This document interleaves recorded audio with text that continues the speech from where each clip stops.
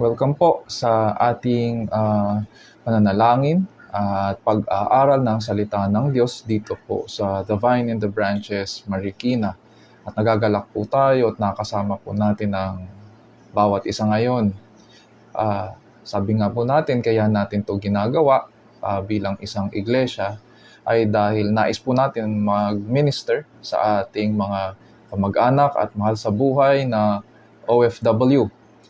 Bago pa man po magkaroon ng pandemic and lockdowns, ay naging commitment na po natin ang ganitong ministry.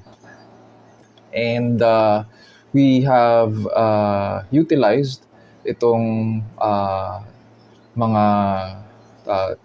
yung mga tinatawag natin na technological advances, especially through social media, para makapag-reach out makapag-preach ng ebanghelyo ng ating Panginoong Hesukristo. Recently, dahil po sa pagdami ng mga may sakit at mga nag-aalaga ng may sakit, napagpasyahan po natin pansamantala na ipagpaliban muna ang physical service natin. Sabi nga po sa announcement, sabi ko nga po, nung Wednesday night, I know that we were looking forward to gathering for worship as one family and body and ministering to one another in fellowship. However, as I have shared in our meeting earlier, consideration must be given to our sick brothers and sisters and the households that care for them. Just as we pray for their healing, so we must also commit our bodies to rest and recover. At dahil ang Diyos ay soberano sa lahat at Panginoon ng kanyang iglesia, siya ang nagtatakda kung ano ang mga ministeryo na ibibigay po sa atin sa bawat panahon. Lord willing, we will resume our physical gathering next Sunday po. And tuloy lang din natin ang ministry online. For the meantime, ipananalangin po natin ang kagalingan at kalusugan ng bawat isa habang patuloy nating inaalagaan din ang bawat isa. And so we praise the Lord for His wisdom and goodness toward us. Mga kapatid at kaibigan, maaari nyo po kaming tunghayan dito po sa ating Facebook group page na The Vine in the Branches Marikina tuwing araw po ng linggo, 10 a.m. para sa ating panalangin at pag-aaral. So, huwag po natin kalilimutan tuwing araw po ng linggo, 10 a.m. dito po sa The Vine and the Branches, Marikina para sa ating pananalangin at pag-aaral. Para po sa ating community prayer, may mga natanggap na po tayong mga thanksgiving at prayer requests. Doon naman po sa mga nais humabol, maaari nyo pong ilagay sa comment section natin o doon sa ating group chat ang inyong mga requests. I'll be checking them a little later. At probably babalikan po natin ang ilan sa atin na humabol bago po matapos ang ating pananambahan. So good morning po rin sa inyong lahat dito sa ating FB Live. At dadako na po tayo sa ating community prayer. So let's come to the Lord in prayer. Let's pray. Our loving Heavenly Father, we thank you for this time that you have granted us. Thank you for this day that you have made. Indeed, we will rejoice in you and be glad. Dear Lord, we praise you for your wisdom and your goodness toward us. Thank you for sustaining us and for providing for all of our needs. Thank you, dear Lord, as well, that you continue to keep your people. We thank you, dear Lord, that you continue to watch over us and you provide, dear Lord, for our healing as well. Today, dear Lord, we come to you with humble hearts, seeking, dear Lord, the forgiveness of our sins and the blessings that Christ has earned for us. That just as He earned for us forgiveness, So, dear Lord, we pray that you would continue to cleanse us through your word. We pray that we would walk in it, just as you continue, dear Lord, to teach us the things, dear Lord, that are valuable to you, the things, dear Lord, that you would want us to learn, the things that you would want us to remember, and how to live by them. We pray, dear Lord, that you would grant us to faithfully continue in your word, so that our lives, dear Lord, would reflect the kind of people you have called us to be. And so we thank you, dear Lord, for this day.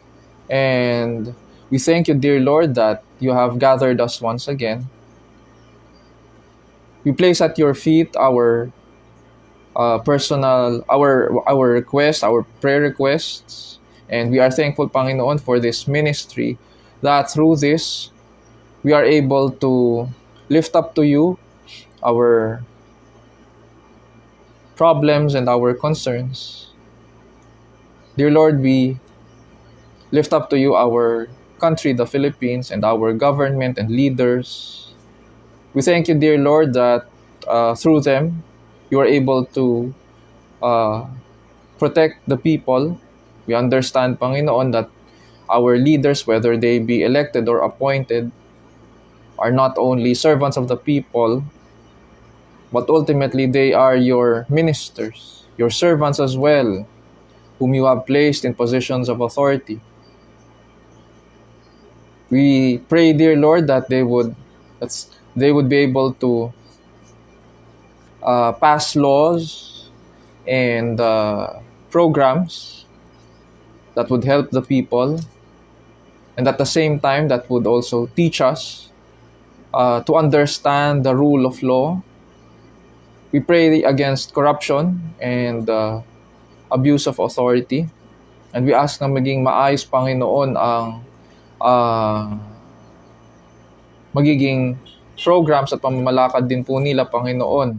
We pray for our brothers and sisters who continue to work and teach in the halls of government.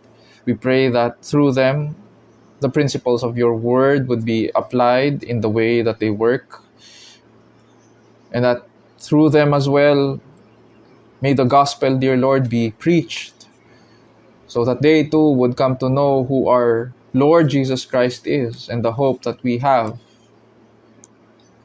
We thank you, dear Lord, as well, that through this ministry, we are able to preach the gospel. We are able to show what it means to be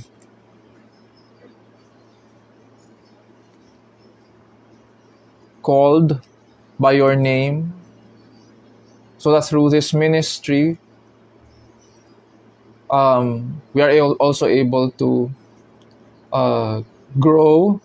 And so we pray, dear Lord, that as your people, may we be able to continue faithfully in how you have called us.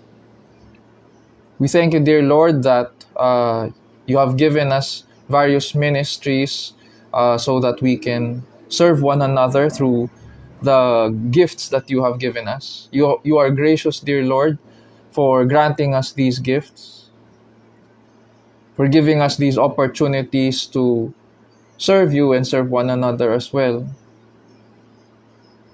We ask, dear Lord, that as we point one another to Christ, we pray that you would also do the same sa mga new families that you have placed in our care. We pray that they too would come to know your name. And at the same time, may we continue in pointing them to you. Just as you continue, dear Lord, to disciple us with your word, we pray that we would also do the same, Panginoon, to one another, so that we would all grow, dear Lord, under your headship. We now come to you, dear Lord, with our personal concerns. And we are thankful, dear Lord, that through these problems, we are able to participate in the ministry of bearing one another's burdens in prayer. And so we lift up to you, dear Lord, our brothers and sisters who are sick. Many of us have been sick for these past few weeks. But dear Lord, we know that you are our God who cares for us. And you are our healer. And so we come to you seeking, dear Lord, the grace, dear Lord, by which you grant us health. And so we pray, dear Lord, marami sa amin may mga ubo, may sipon.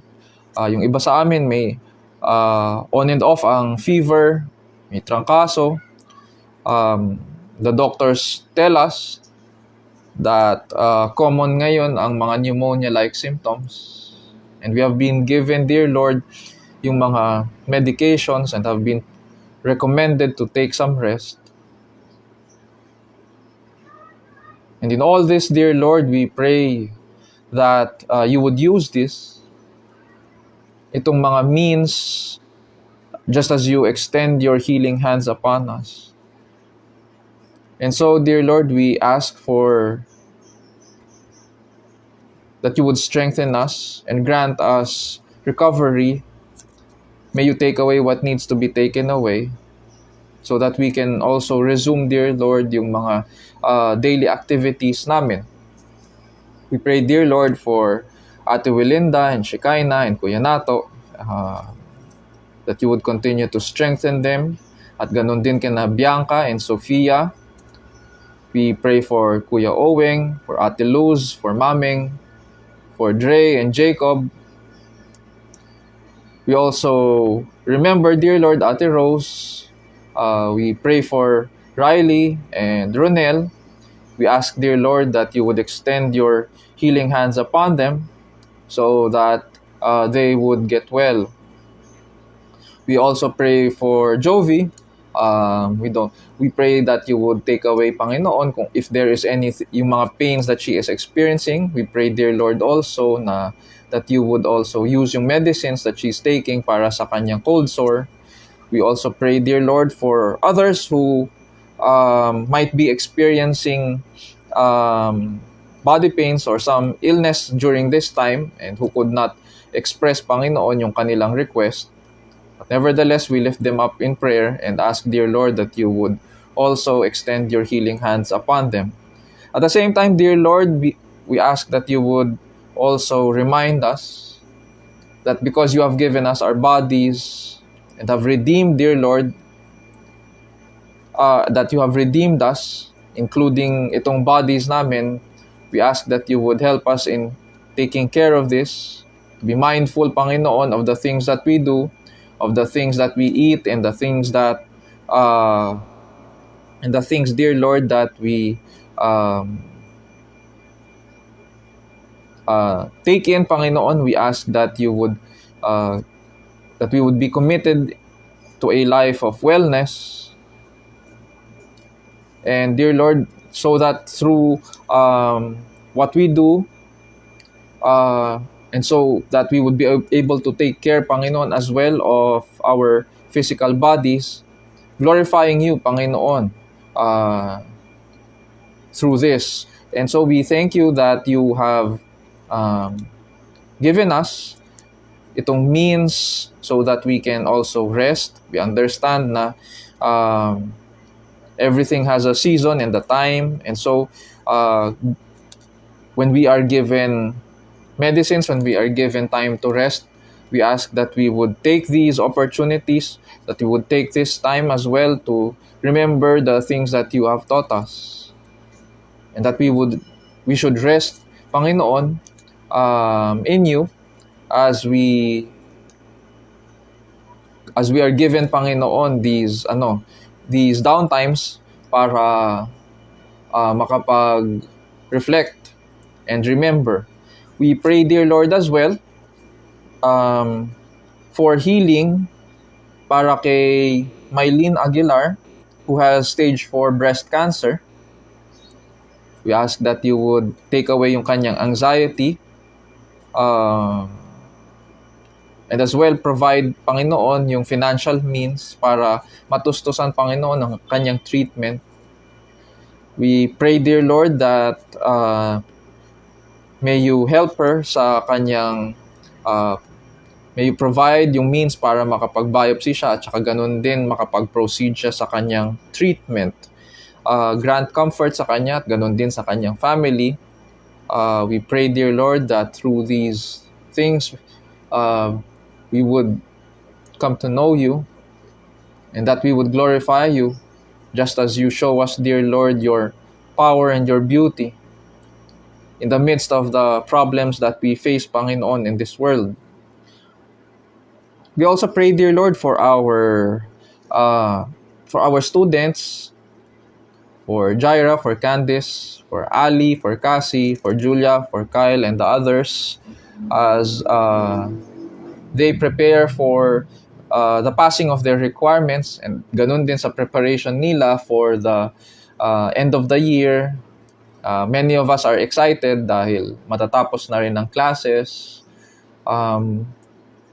We ask that you would be with them. Kung merong mga last minute na mga exams and quizzes, be with them as they prepare. And we ask that they would pass their requirements and their exams, yung courses nila with flying colors. And so, in all these callings, dear Lord, whether we be students or parents or fathers or mothers, employees, whether we be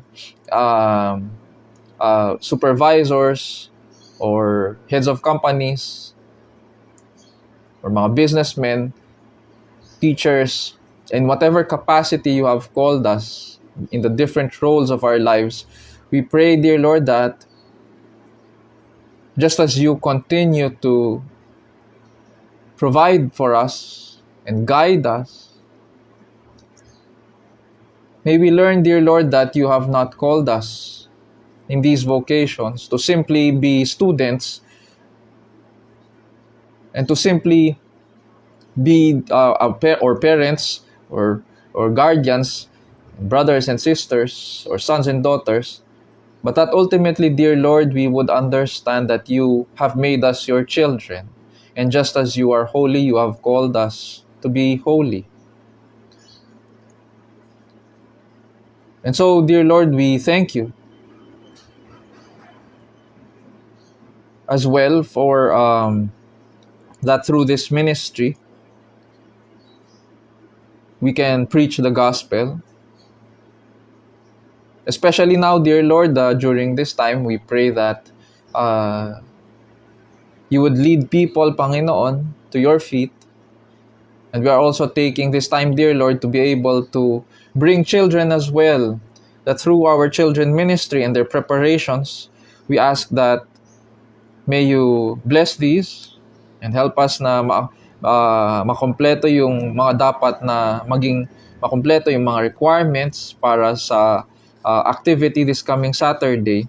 We ask that may you also provide good weather para matuloy, Panginoon, yung outreach Christmas fellowship ng mga kabataan this coming Saturday. We also ask, dear Lord, that yesterday, Panginoon, Riley has celebrated his birthday at ganun din sa ibang mga birthday celebrants namin for this month. We thank you, dear Lord, that you have granted them another year in their life. And so we pray that just as they have been a blessing to us, may you bless them. And we pray that through them, dear Lord, you would use them mightily, Panginoon, sa ministry, and at the same time, may they grow in the saving knowledge of our Lord Jesus Christ.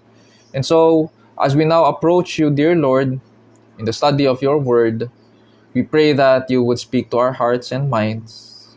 We pray that you would grant us to focus on you. And as you open our eyes and the ears of our heart, we pray that you would speak to us and that you would change us. May your word not only remain, dear Lord, as mere words, Panginoon, but that these would, Panginoon, these words, dear Lord, and just as you command us, we pray that these would be applied sa aming mga buhay. Grant us, dear Lord, to listen well. Things that you would teach us today. And so change us and we would be changed. And this we pray in Jesus' name, our Lord and Savior. And all of God's people will say, Amen. Amen. And so mga kapatid, buksan po natin ang ating mga Bibles sa John 3:16. John 3:16. Alam na alam po natin ang verse na ito. Again, para sa iba na who have just joined us, nasa series po tayo ng Reasons Jesus Came into the World. And ang ating text for this morning ay makikita sa John 3:16.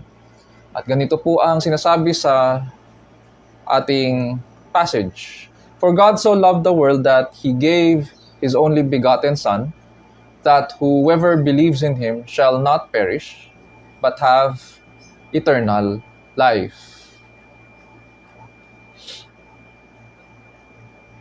So habang pinag-aaralan ko po yung ating passage for this morning, ay may natandaan po akong isang awitin na related po sa topic na ating pinag-aaralan.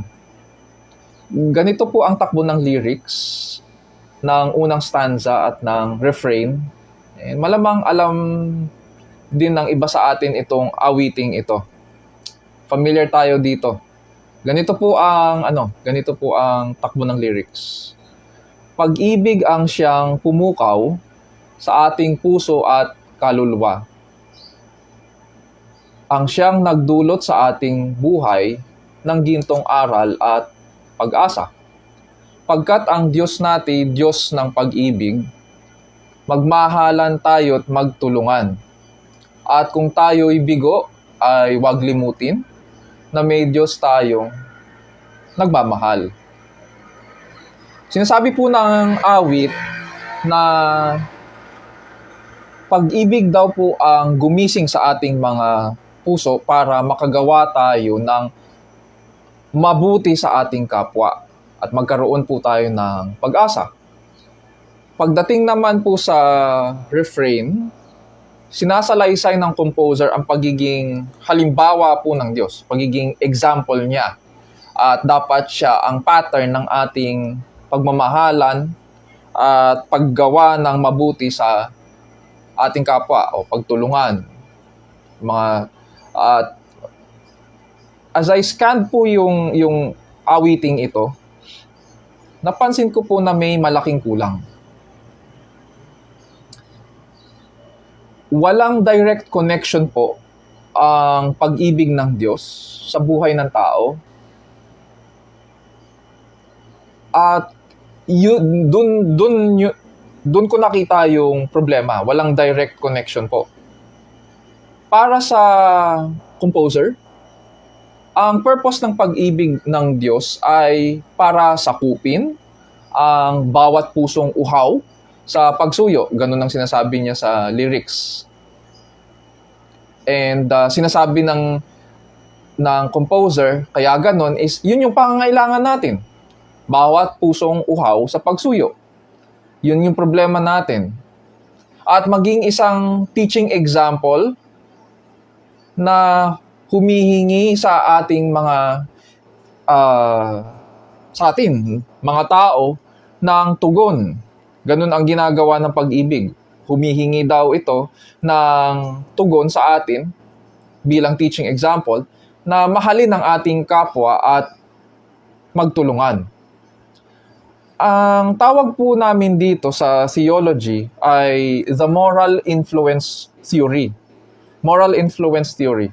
At ang problema sa ganitong katuruan ay hindi nito pinapaliwanag ang lawak at lalim ng kabayaran na ginanap ni Kristo para sa ating katubusan.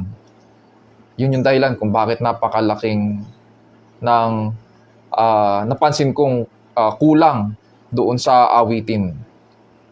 Pero the fact na meron pagkukulang, ibig sabihin, iba yung nais na ituro ng mga awit.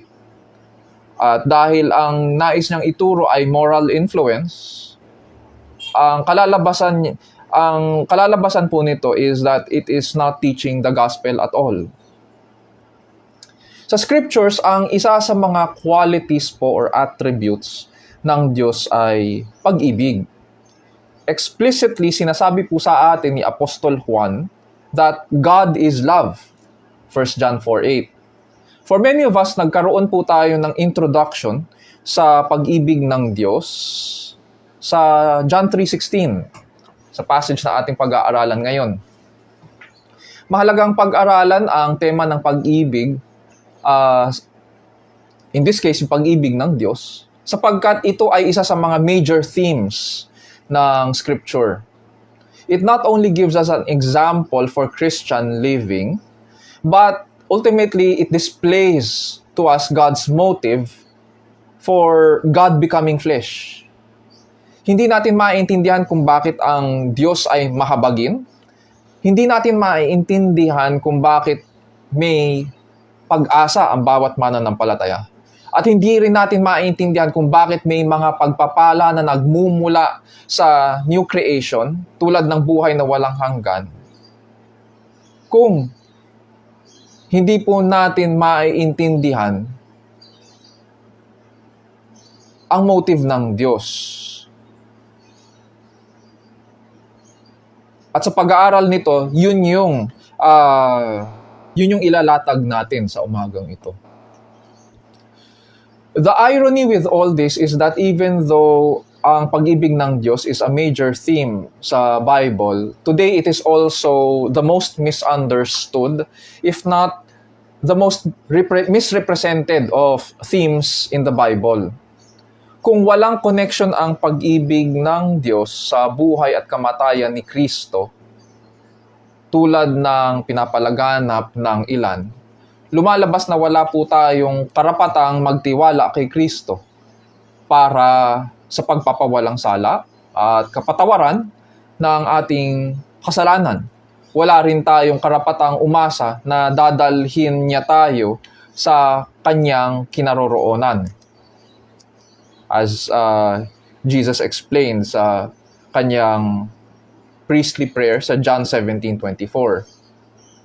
So, brothers, sisters, and friends, panalangin ko po na mag-minister ang mensaheng ito sa bawat isa sa atin upang makilala natin na ang Diyos ay mapagmahal at may layunin siya para sa kanyang pag-ibig sa atin. Nawa magbunsod din po ito ng tamang attitude sa paglapit sa Kanya, ng pagsisiyasat sa ating mga sarili, at pananalig din sa Kanya habang nabubuhay tayo sa harapan ng Diyos sa ilalim ng kapangyarihan ng Diyos para sa kalwalhatian ng ating dakilang Diyos. As in past weeks, our question remains the same. What is or are the reasons Jesus came into the world? Ano po ba ang mga dahilan sa pagparito o pagbaba ng Panginoong Hesukristo sa mundo? What is or are the reasons Jesus came into this world? Sa ating passage po, sa John chapter 3, as we open our Bibles, makikita po natin dyan na may dalawang tauhan. Ang una po ay ang Panginoong Hesukristo at ang pangalawa ay si Nicodemus. Si Nicodemus po ay isang Fariseo, teacher of the law. He is a ruler at member po siya ng Sanhedrin, yung Supreme Court. Pwede nating sabihin or ituring na Supreme Court ng mga matatanda sa Israel. And lumapit po siya isang gabi sa ating Panginoong Hesukristo. Kiniklaim po niya na nakikita raw nila ang kapangyarihan ng Diyos sa pamamagitan ng mga tanda at kapabalaghan na ginagawa ng Panginoong Jesus. Nung lumapit siya sa Panginoong Jesucristo, sabi niya, we can see, we ang ginamit niya, hindi sinabi I. So when he came to the Lord Jesus Christ, it seems that he was representing, may representation yung pagpunta niya sa Panginoon. Hindi lang siya pumunta doon for personal purposes, kundi it seems na may decision coming from the Sanhedrin or yung mga matatanda or probably the Pharisees na puntahan ng Panginoong Jesucristo at kausapin. And dito sa ginawa ni Nicodemus, mapapansin din natin na hindi siya pumunta para yung una, at least dito sa first few verses ng John chapter 3, it would seem na hindi siya pumunta doon para magsaliksik. Because kiniklaim na nila na nakikita nila ang kapangyarihan ng kaharian ng Diyos kay Jesucristo. And so Jesus, in response sa sinabi ni Nicodemus, he exposes Nicodemus' pretensions and corrects him. Anong sabi ng Panginoon? Amen, amen, I say to you, unless one is born again, he cannot see the kingdom of God. Yun yung irony doon. You claim to see, pero sinasabi ng Panginoon, unless one is born again, he cannot see the kingdom of God. So John 3 verse 3. Pinaliwanag ng Panginoon ang bagong kapanganakan or new birth ay banal na gawain ng Diyos upang baguhin ang isang makasalanan. It is a divine transformative work in the life of a sinner. And it is based on Old Testament promises din. Therefore, hindi na ito bago. Sabi ng Panginoon kay Nicodemus, truly, truly, I say to you, unless one is born of water and spirit, he cannot enter into the kingdom of God. That which is born of the flesh is flesh, and that which is born of the spirit is spirit. Sa John 3, 5-6. In this passage, Jesus was referencing God's commitment or promise in Ezekiel 36:24-28. Yung sinabi niya na unless one is born of water and spirit, he cannot enter into the kingdom of God. Ang pinatutukoyan ng Panginoong Jesus ay ang pangako ng Diyos sa Ezekiel 36. At ganito po ang sinasabi sa Ezekiel 36:24-28. Ang tawag din po natin dito ay ang the New Covenant promises, no? Ganito po ang sinabi ng Panginoon kay Prophet Ezekiel. For I will take you from the nations, gather you from all the lands, and bring you into your own land. Then I will spring clean water on you, and you will be clean. I will cleanse you from all your filthiness and from all your idols. Moreover, I will give you a new heart and put a new spirit within you, and I will remove the heart of stone from your flesh and give you a heart of flesh. I will put my spirit within you and cause you to walk in my statutes, and you will be careful to observe my ordinances. You will live in the land that I gave you to your forefathers, so you will be my people, and I will be your God. So yun yung ibig sabihin ng Panginoon, na unless he is born of water and spirit, he cannot enter into the kingdom of God. So unless so ang sinasabi ng Panginoon, unless na mangyari itong pinangako ng Diyos kay Ezekiel sa New Covenant, you cannot enter the kingdom of God. Pag tinignan natin ang reaction ni Nicodemus sa sinabi ng Panginoong Jesucristo, nahirapan po siyang maintindihan ang pinapangaral ng Panginoon. Kaya nilarawan naman ng Panginoong Jesucristo sa kanya in a way na mas madali niyang maiintindihan. Ang mga Pharisees kasi, because they appeal to Moses, we can say na ang comfort zone nila ay ang mga katuruan ni Moises. And so, Jesus led Nicodemus back doon sa account ng mga Israelites sa ilang. At ganito, nilarawan ng Panginoong Kristo na kung paano nag-provide ang Diyos ng pamamaraan upang maligtas ang mga Israelita. Ganon din ang mangyayari sa pagtupad ng pangako ng Diyos. No? Ganito ang sinasabi ng Panginoon sa John 3 verse 15. Sabi po niya, kung paanong itinaas ni Moises ang ahas doon sa ilang, gayon din naman, kailangang itaas ang anak ng tao upang ang sino mang sumampalataya sa kanya ay magkaroon ng buhay na walang hanggan. Ang question dito is, bakit kailangang ipadala ng Diyos Ama ang kanyang anak? At bakit ito natutulad sa Old Testament account na binanggit ng Panginoon sa verse 15? This now leads us sa verse 16.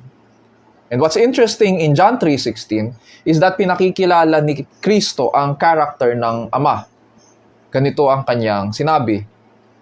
For God so loved the world that He gave His only begotten Son, that whoever believes in Him shall not perish but have eternal life. In this verse, Jesus reveals God's motive in salvation and His plan of giving new birth to man.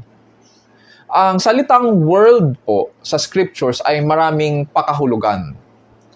And it can mean yung lahat ng tao. It can also mean yung sistema o pamamalakad o pamumuhay sa mundong ito. It can also mean plainly ang sakop ng lahat ng nilikha sa daigdig. Maraming pakahulugan po ang world in the scriptures. Depende po sa pagkakagamit. Mayroon namang mga theologians na nagsasabi na ang tinutukoy ditong world sa John 3:16 in a limited sense ay ang Roman Empire, sapagkat John was writing to Gentiles in the Roman Empire. At yun yung pagkakaintindi nilang world, yung sakop ng buong imperyo ng Roma. Mayroong iilan na nagsasabi naman na ang world dito ay mga hinirang daw. Ngunit ganito ba talaga ang pagkakaintindi ni Apostle John sa pagkakagamit ng world? We need to understand where he is coming from para maintindihan natin ang verse na ito. Balikan lang natin ang previous chapters para makuha natin ang pakahulugan ni Apostle John ng salitang world or sanlibutan. Ganito ang sinulat niya ukol sa sanlibutan. Punta tayo sa John chapter 1 verses 9 to 10. At ganito po ang sinasabi. There was the true light which, coming into the world, enlightens every man. He was in the world, and the world was made through him, and the world did not know him. So, ang sinasabi dito ni Apostle John is that Jesus is the creator of the world. Siya ang salita ng Diyos na lumikha sa lahat at lumalang sa tao. Siya ang ilaw at buhay na pumarito, ngunit hindi siya nakilala ng mundo. Bakit kaya? Makikita natin yung contrasts doon sa kinukwento ni Apostle John. Talon tayo sa John 1:29, on the day of Jesus' baptism.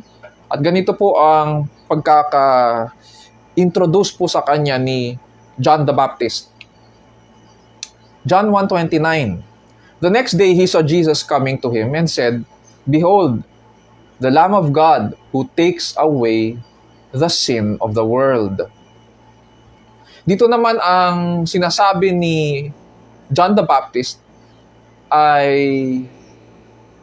lugmok sa kasalanan ng mundo.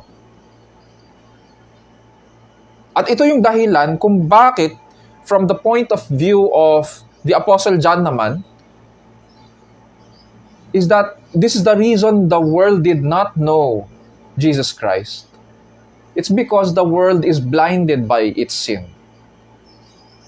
At dahil sa kasalanan ng sangkatauhan at pagtanggi nila kay Hesukristo,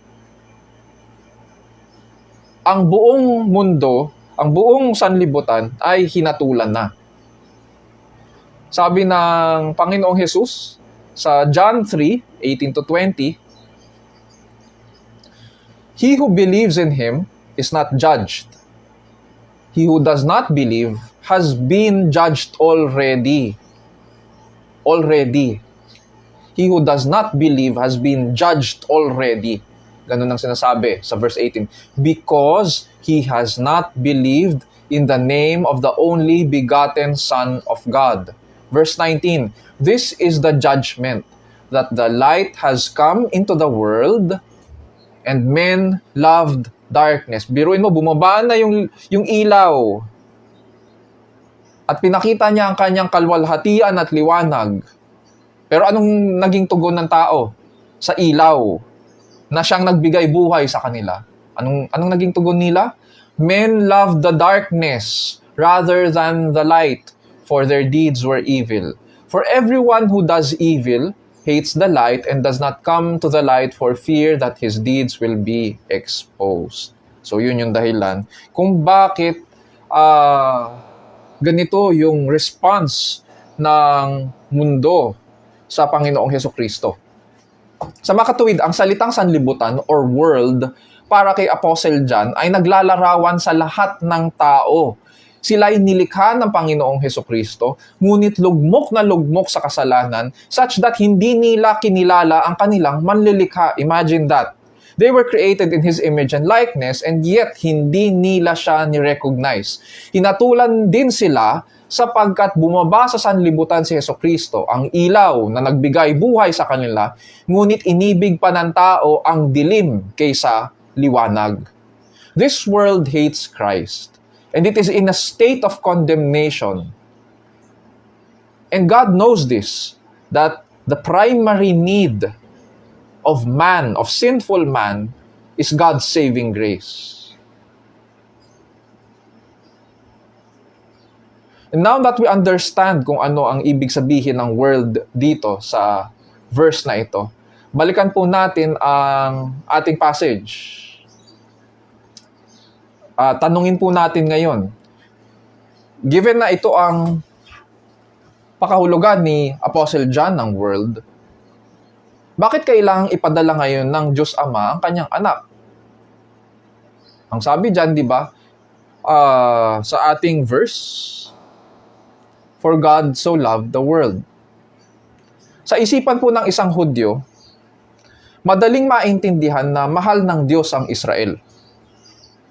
Kitang-kita yon sa buong Old Testament. Kapag tiningnan natin ang scriptures,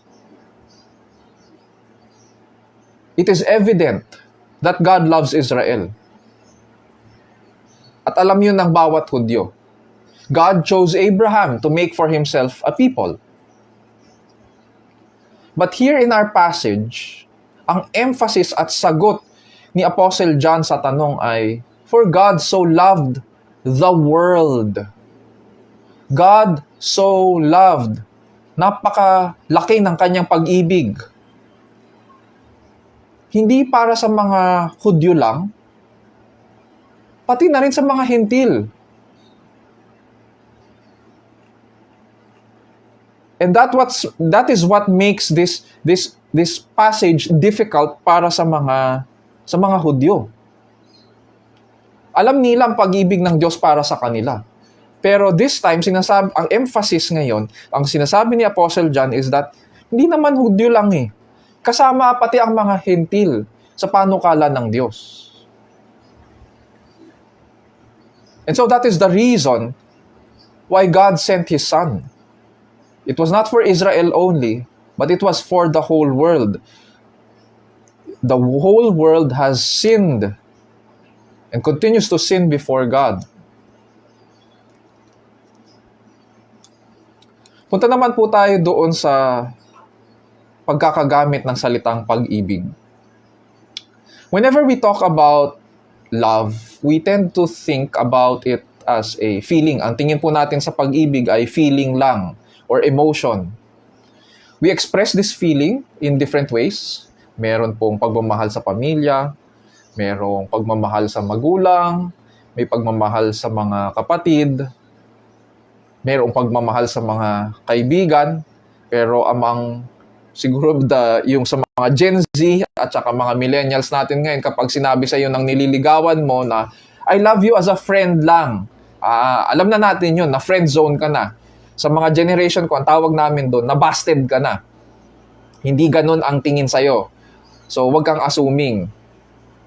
At makikita rin po natin sa scriptures, last but not the least, na ang pagkakagamit at ganun din sa panahon natin ngayon, mayroon ding pagmamahal ng mag-asawa sa isa't isa. But here in our verse, what we need to understand is that the love that God has given us is not just a feeling. Hindi siya feeling lang. At dito po tayo nalilinlang sa feeling ng pag-ibig na pinapalaganap sa panahon natin ngayon. It is not just a feeling. God's love is not just a feeling. Hindi ito tulad na natin ngayon na pag may ina-appreciate tayo o nakakatanggap tayo ng mga compliments, if someone is admiring us, if someone likes us on social media, if we are happy about the comments, ang nagiging response natin, nagbibigay tayo ng finger heart or ng small heart at one point. Hindi po ganun yung pag-ibig na pinapakita dito ng Diyos. Ang pag-ibig ng Diyos para kay Apostle John ay pinahayag. Ito po ay nasusukat at pinatutunayan. At ginawa ito ng Diyos minsan magpakailanman. It has expression in God's commitment and action. At ito po ay makikita in biblical history. Pinahayag ito ng Diyos sa pamamagitan po ng kanyang mga pangako sa lumang tipan. Nakasukat ito nang bumaba ang Panginoong Hesukristo. When God became man, namuhay siya kasama ang mga nilikha niya na ayaw naman sa kanya at napupuot sa kanya. Pinatunayan din ito ng Diyos nang ibigay niya ang kanyang anak, ang bugtong na anak, upang mamatay para sa ating mga kasalanan. Kapag sinabing bugtong na anak po, sa original language, ito ay nangangahulugang special, beloved, at in-apply din ito kay Isaac. Noong ihahandog po siya ni Abraham, sabi ng Diyos kay Abraham, take now your son, your only son, whom you love, Isaac. Yung salita doon, yung your son, your only son, whom you love, is the same word na nandito sa John 3:16, yung only begotten son, na ang pakahulugan ay special and beloved. Dito sa ating passage, ang special and beloved ng Ama ay si Hesukristo. Sa kultura po natin, alam po natin na God is love. We expect God to love us dahil iniisip natin na deserve po natin. Tingin po natin mabait po tayo. Tingin po natin magaling tayo, makipagkapwa-tao. Tingin po natin masunurin po tayo sa batas at mabait naman din tayo. Tingin po natin na magaling tayo sa pagsunod sa kautusan. Therefore, tingin po natin lovable tayo. Karapat-dapat po tayo sa pagmamahal ng Diyos. Ganito po ang tingin po natin at ang attitude natin sa John 3:16. For God so loved the world because we're so lovable that He gave His only Son. Maaaring hindi tayo aware, pero ganun ang nagiging attitude natin sa verse na ito. For God so loved the world because we're so lovable, or because we deserve to be loved, that He gave His only begotten Son. Pero, in light of Scripture, this is nonsense. Nonsense siya. Ganun pa man, marami sa atin na ganun ang attitude when we approach this passage. Sinisingit natin ang ating sarili sa scriptures. Now, what makes God's love so astonishing and wonderful is this. Binigay po niya ang kanyang special, beloved Son para maging handog para sa mga tulad natin.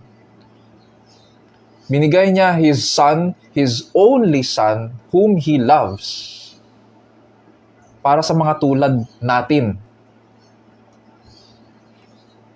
Yung world, yung dinidescribe na world dyan sa John 3:16, tayo po yun. Tayo yung tinutukoy na nilikha ni Kristo ngunit hindi siya kinilala. Tayo po yung tinutukoy na ayaw sa ilaw na naparito sa sanlibutan sapagkat inibig natin ang dilim kaysa liwanag. So ngayon, dahil sa mga descriptions na ito, ang tanong sa atin ay, kaibig-ibig po ba tayo? Deserve ba natin ang pag-ibig ng Diyos? Ganun ang evaluation ng scriptures sa atin. Kaibig-ibig ba tayo? Hindi. Hindi po tayo kaibig-ibig. Ganun pa man. Ito na. Ganun pa man, anong ginawa ng Diyos? What does He do? Jesus says, "For God so loved the world that He gave His only begotten Son." That is what makes God's love so astonishing and so wonderful. That even though we are unlovable, God expresses His love toward us by sending His Son. Pinakilala sa atin ni Jesucristo ang karakter ng Diyos. God is love because He sent His special, His beloved Son.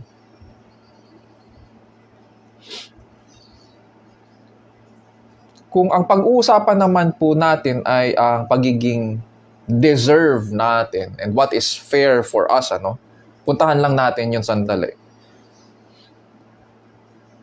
Isipin natin, para sa mga tulad natin, what do we really deserve? What is really fair for us?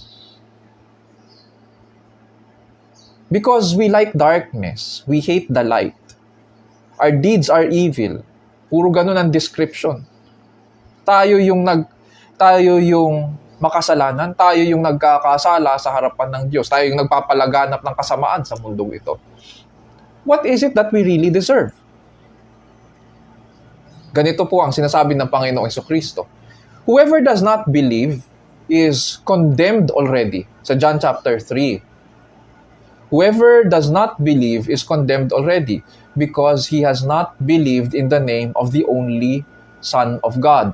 And this is the judgment. The light has come into the world and people love the darkness rather than the light because their works are evil or were evil. Dapat lang na mapahamak tayo. Yun yung fair. That is what we deserve. Dapat mapahamak tayo. Dapat maparusahan tayo sa walang hanggan dahil ayaw natin sa Kanya. Ayaw natin sa ilaw na pumarito at sa liwanag na Kanyang dala. Mas pinili natin ang kadiliman, ang maging kaaway ng Diyos. Therefore, yun yung deserve natin. Ngunit ang sabi pa sa verse, hindi nagtatapos doon. Ang sabi sa verse, that whoever believes in Him should not perish but have everlasting life or have eternal life. Dito ngayon nakikita natin na may layunin ang pag-ibig ng Diyos. Ang layunin ay should not perish. Those who believe in Him should not perish but have everlasting life. May sinabi po si D.A. Carson, isang theologian, sa kanyang aklat po na The God Who Is There, ukol sa pagparito ni Kristo bilang expression ng pag-ibig ng Diyos.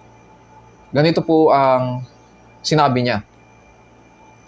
But Jesus doesn't go to the cross because He is a victim of fate. He does not go to the cross as an abstract lesson. He does not go to the cross as a mere example, though He is an example. He has a purpose in going to the cross. It is to save people from condemnation that is already hanging over them. The purpose of His coming and His death on the cross is not to condemn, but to save the world. Sa makatuwid, may ugnayan ang ginawa ni Kristo sa pagbabago ng ating moral na katayuan sa harapan ng Diyos. May direct connection po ang pag-ibig ng Diyos sa kaligtasan. Maliwanag na ang intensyon ng Diyos na magligtas sa pamamagitan ng paghandog kay Hesukristo, na Siya ang umako ng ating parusa at mamatay sa ating kamatayan upang mapasa atin ang isang buhay na naaangkop sa pagbabago ng ating moral na katayuan. Ang tawag po dito ay ni Apostol John ay buhay na walang hanggan. Yun yung buhay na naaangkop sa pagbabago ng ating moral na katayuan sa harapan ng Diyos. Itong buhay na walang hanggan ay hindi isang future state na matatanggap natin in the far future pagbalik ni Hesukristo. Hindi. It introduces a new quality of life na malaya, mapayapa, lumalago, at lumalalim sa pananampalataya kay Kristo. And because of this, it is given to us by God today as one of the blessings of salvation in this life that will lead to the new creation. So, blessings ito ng new creation na in advance ng Diyos dahil sa ginanap ng Panginoong Hesukristo. Ganun kalawak ang pag-ibig ng Diyos.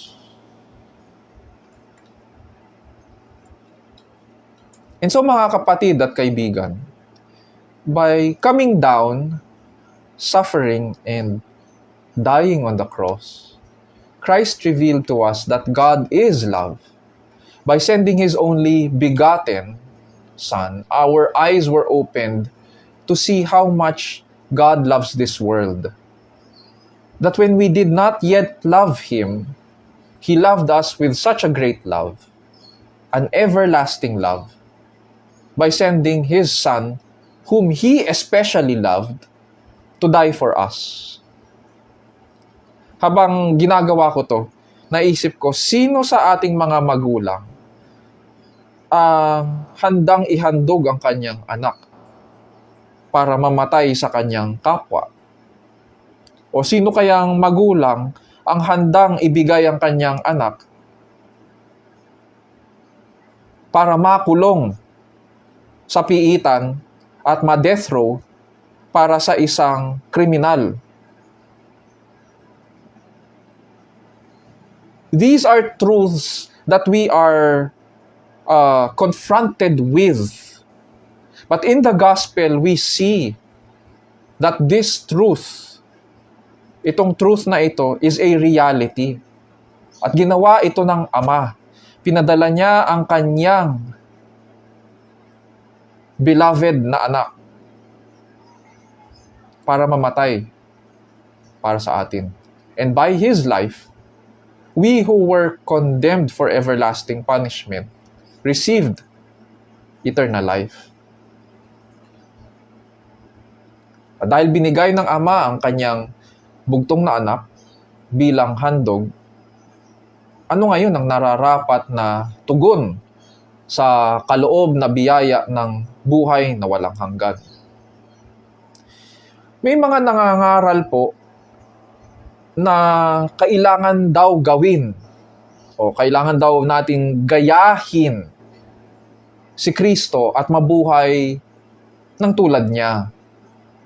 Sa makatuwid, sinasabi nila na para ma-enjoy mo ang blessings ng salvation, kailangan mong paghirapan ito sa pamamagitan ng paggawa ng mabuti at magtiis tulad ng pagtitiis ni Kristo. Wala rin po itong pinagkaiba sa konsepto ng pag-ambag sa gawa ni Kristo. Again, sasabihin ko po, this is nonsense. Hindi po ito tinuturo ng Scripture. Ang tawag pa nga dito ni Apostol Pablo ay kabayaran sa pagtrabaho. Or sa panahon natin, sweldo. Sweldo po ito. Sapagkat ganito ang paliwanag pa ni Apostol Pablo. Ang binibigay sa taong gumagawa ay hindi binibilang na kaloob. Hindi ito gift.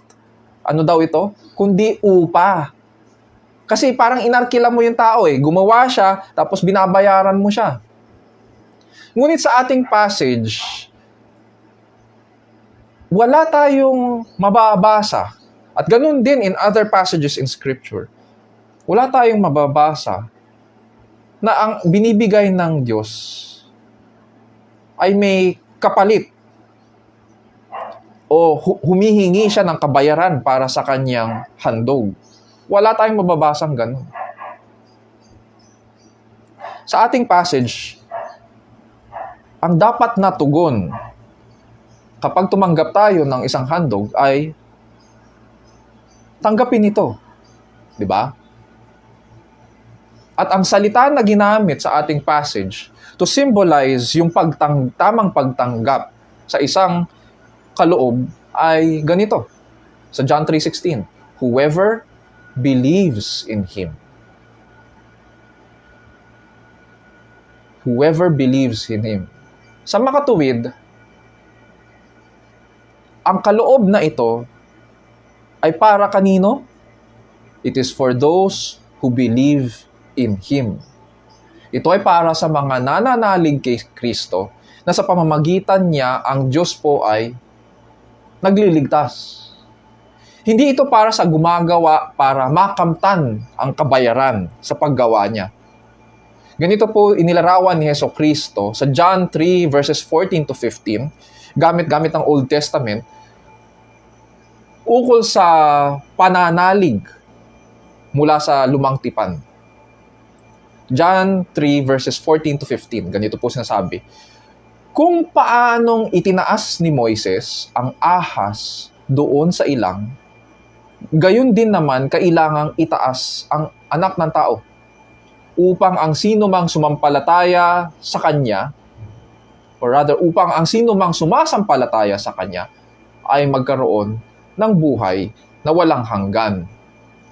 Sounds similar sa John 3:16, pero ang ginawa ng Panginoong Kristo, yung first half, kinonekta niya po sa Old Testament. Itong verse 16 na sinasabi ang sino mang sumasampalataya sa Kanya or whoever believes will in Him have eternal life, ay makikita po yung account na ito sa Numbers 21 verse 4 to 9. Sa Numbers 21 verses 4 to 9. Ito po yung account ng mga Israelita sa ilang. They were feeling discontentment sa Panginoon at naiinip sila sa Kanya and they were grumbling. Reklamo sila ng reklamo. Ang ginawa ng Panginoon ay nagpadala po siya ng mga ahas. At itong mga ahas ay pinagtututuklaw sila. So buksan po natin sa Numbers 21 verses 4 to 9 para basahin ang account na ito. Ito po yung ginamit ng Panginoong Kristo dito sa John 3 verse 15 para i-describe sa atin ang belief, whoever believes, or pananalig, o pananampalataya. Ito yung illustration na ginamit. Numbers 21 verses 4 to 9. Mula sa bundok ng Hor, nagpatuloy ang mga Israelita patungong dagat ng mga tambo or Red Sea upang lihisan ang Edom. Dahil dito, nainip sila sa pasikot-sikot ng paglalakbay na yaon. Nagreklamo sila kay Moises, inialis mo ba kami sa Ehipto para patayin sa ilang na ito? Wala kaming makain ni mainom. Sawa na kami sa walang kwentang pagkain ito. Dahil dito, sila ay pinadalhan ni Yahweh ng makamandag na ahas at sino mang matuka nito ay namamatay. Kaya lumapit sila kay Moises. Sinabi nila, nagkasala kami kay Yahweh at sa iyo. Idalangin mo sa kanyang paalisin ang mga ahas na ito. Dumalangin nga si Moises. At ganito ang sagot sa kanya ni Yahweh. Gumawa ka ng isang ahas na tanso. Ilagay mo yun sa dulo ng isang tikin at sinumang natuklaw ng ahas na tumingin doon ay hindi mamamatay. Gayon nga ang ginawa ni Moises. Mula noon, lahat ng matuklaw ng ahas, ngunit tumingin sa ahas na tanso ay hindi namamatay. Ang tugon nila sa Diyos ay kailangang tumingin sila sa ahas na tanso para gumaling. Ngunit magagawa lamang nila na tumingin sa itinaas na ahas kung kikilalanin nila na nagkasala sila kay Yahweh. Notice yung order, pagkakakwento po ng passage, na nauna muna ang kanilang confession, pag-confess ng kanilang kasalanan. At ganun din kay Kristo na itinaas sa krus. Tandaan po natin, lahat sa atin ay tinuklaw ng ahas at nanganganib na mamatay dahil sa kamandag o sumpa ng ating mga kasalanan. Ang biblical description ng pananalig ngayon ay ganito. Number 1, ang pag-aamin ng ating mga kasalanan. Sabi ng mga Israelita sa Numbers 21, nagkasala kami kay Yahweh at sa iyo. Idalangin mo sa kanyang paalisin ang mga ahas na ito. Hindi natin maaaring sabihin na nagsisisi po tayo sa ating mga kasalanan kung hindi muna natin aaminin ang mga bagay na ating mga pinaggagawa at pinag-iisip. May pananagutan po ang bawat isa sa ating Diyos. At kailangang patuloy tayong nagpapakumbaba sa kanyang harapan. Ang point dito na tinuturo sa atin ng passage is that God is looking at a life of repentance. And we should continue in that. A life of repentance. Makita natin sa passage na inamin nila ang kanilang kasalanan. And that's the only time na nakalapit sila at tumingin sila sa ahas. Pangalawa, which leads us dun sa second point. Pagkatapos ng pag-amin ng mga kasalanan, lumapit at tumingin kay Kristo.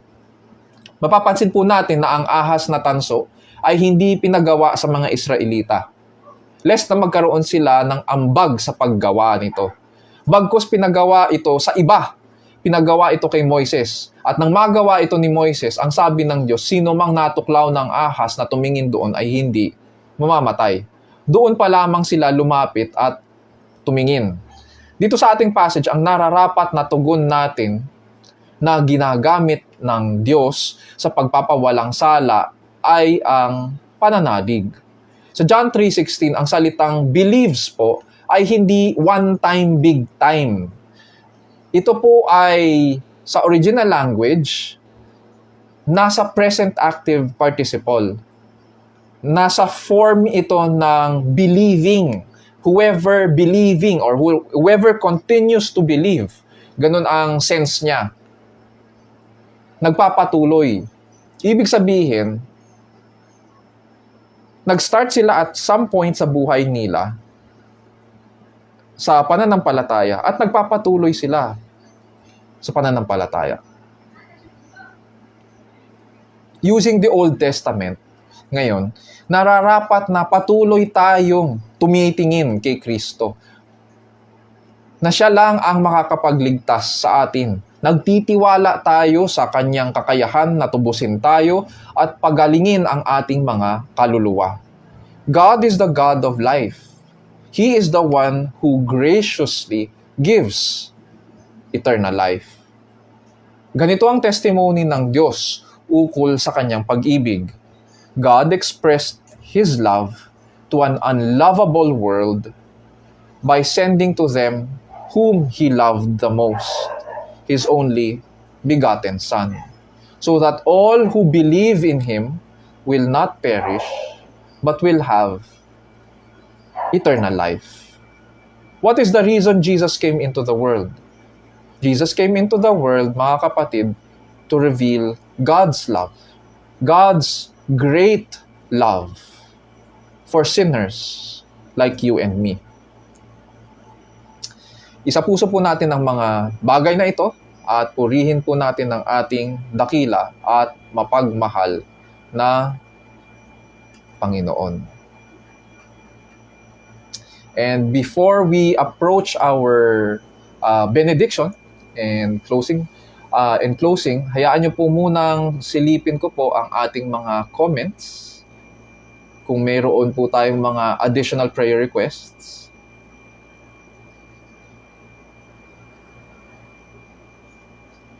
Binabasa ko lang po yung ating mga comments po. Okay, so kung wala na po, sige po.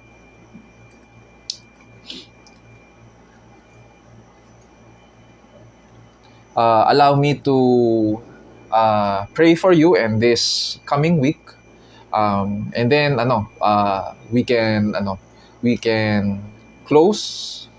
At kung merong mga additional announcements pa coming from our ministry heads, pwede naman ding i-post po yun doon sa ating group chat. So, let's pray. Our loving Heavenly Father, we thank you for your word.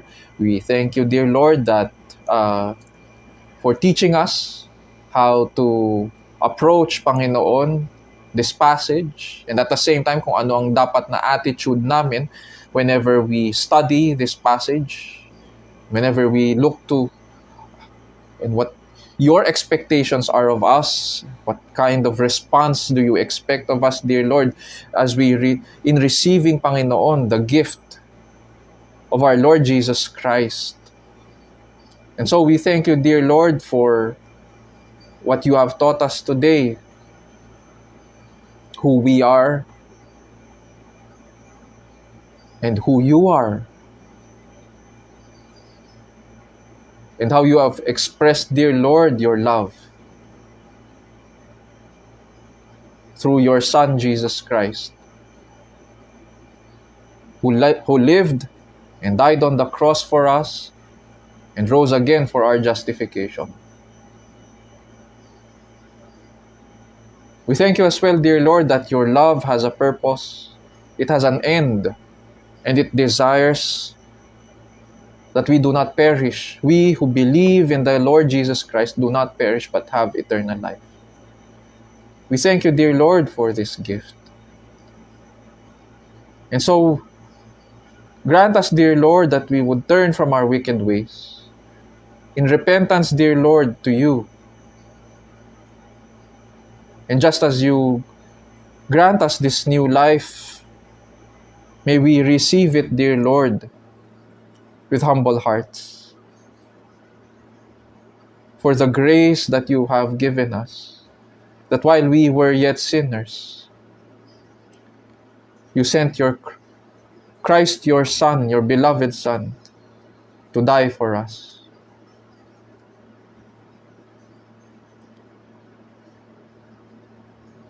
So that through his work, we might have eternal life. Grant us, O Lord, as well, wisdom, so that we may be able to accomplish what needs to be accomplished today.